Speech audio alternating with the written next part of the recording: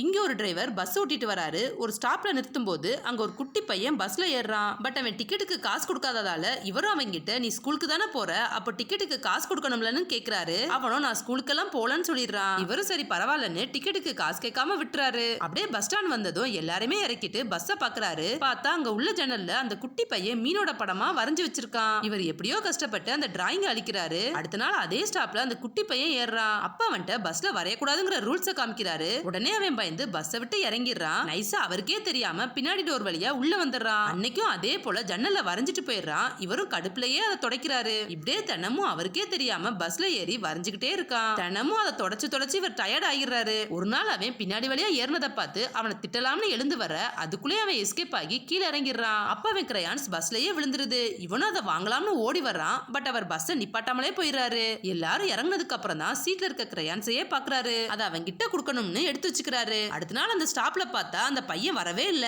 இவரும் அவனை தேடி பாக்குறாரு. அவன் வரலன்னு தெரிஞ்சு ஃபீல் பண்றாரு. அப்புறம் அந்த கிரையான்ஸ் எடுத்து பார்த்தா அதுல அந்த பையன் அப்பா கூட இருக்கிற போட்டோவும் ஒரு ஹாஸ்பிடலோட நேமும் இருக்கு. இவர் அந்த ஹாஸ்பிடலுக்கே போய் அந்த போட்டோவை காட்டி கேக்குறாரு. அவங்களும் இவன் பேரு ஜிங்குன்னு சொல்லிட்டு அவன் ரூம்க்கு கூட்டிட்டு போறாங்க. இவர் அவங்ககிட்ட அவனுக்கு என்னாச்சுன்னு கேட்க அவங்க ஜிங்குக்கு உடம்பு சரியில்லை, ஒரு சர்ஜரி பண்ணணும், அவங்க அப்பா கடல்ல மீன் பிடிச்சு காசு ரெடி பண்ண போயிருக்காருன்னு சொல்றாங்க. அந்த ரூம்ல அவனும் அம்மாவும் தூங்கிட்டு இருக்கதால இவர் அவனோட அம்மாவை எழுப்பி நான் ஜிங்குவோட ஃப்ரெண்டுன்னு சொல்றாரு. அம்மாவும் ஷாக் ஆகி நீங்க அவனுக்கு ஃப்ரெண்டான்னு கேக்குறாங்க.